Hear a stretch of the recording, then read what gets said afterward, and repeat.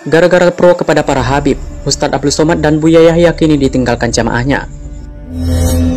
Baru-baru ini kabar mengejutkan terdengar dari dua orang ulama pribumi, yakni Ustadz Abdul Somad dan Buya Yahya.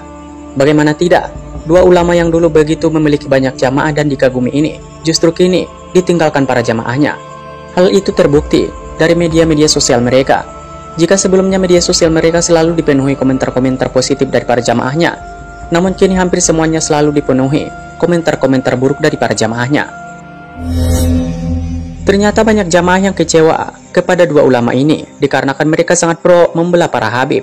Ustadz Abdul Somad dan Buya Yahya diduga memilih mendiamkan kemungkaran-kemungkaran yang dilakukan para Habib dan justru menyarankan untuk memuliakan dan membela para Habib dengan dalih di dalam tubuh para Habib mengalir darah Rasulullah SAW.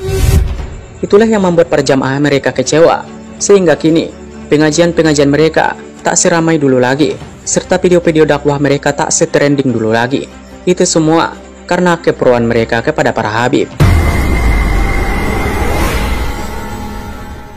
Habib Muhammad bin Anis bin Syihab, Habib Muhammad Haidar bin Syihab.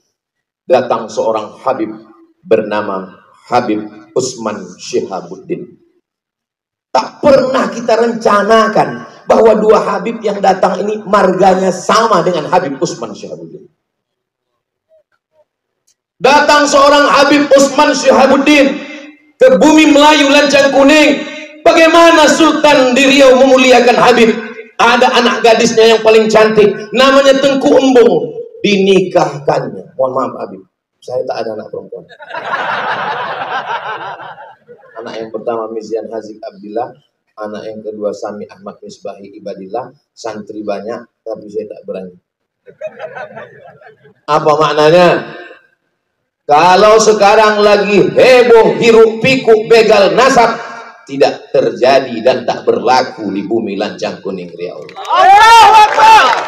Karena kami, nenek moyang kami, sultan kami mencintai keturunan Rasulullah Sallallahu Alaihi Wasallam.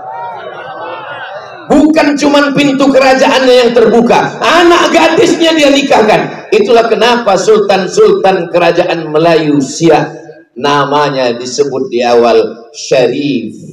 Kenapa Syarif? Karena dia keturunan Sayyidina Al-Husain. Sayyid, keturunan Sayyidina Al-Hasan.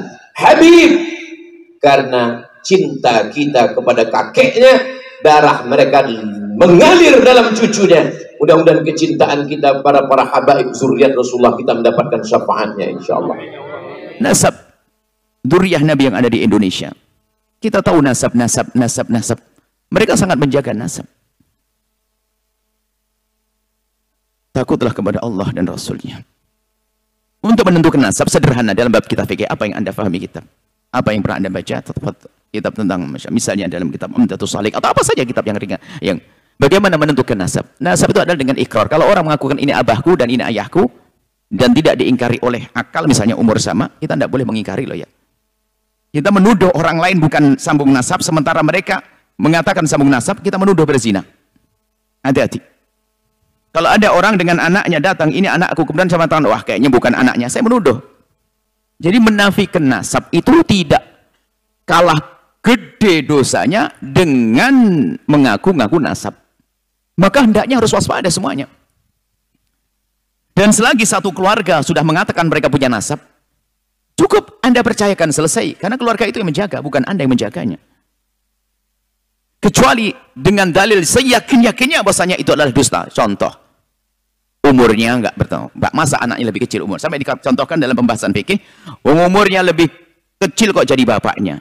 Atau misalnya istifadah, ini tuh sudah masyhur bahwasanya anaknya ini, kok tiba-tiba ada orang ngaku anaknya fulan, sudah masyhur di kampung itu, saya anaknya ayah saya, tiba-tiba saya ngaku anaknya orang lain, ini kan beda. Bagi yang masih menyibukkan masalah ini, kami himbau, ini masalah berat sekali. Khawatir Anda tidak ditengok oleh Rasulullah, ya hamba Allah. Jika ingin berdiskusi, jangan di media sosial, yuk kita ngobrol. Saya bisa menjelaskan insya Allah sesuai dengan pengetahuan saya bagaimana menentukan nasab.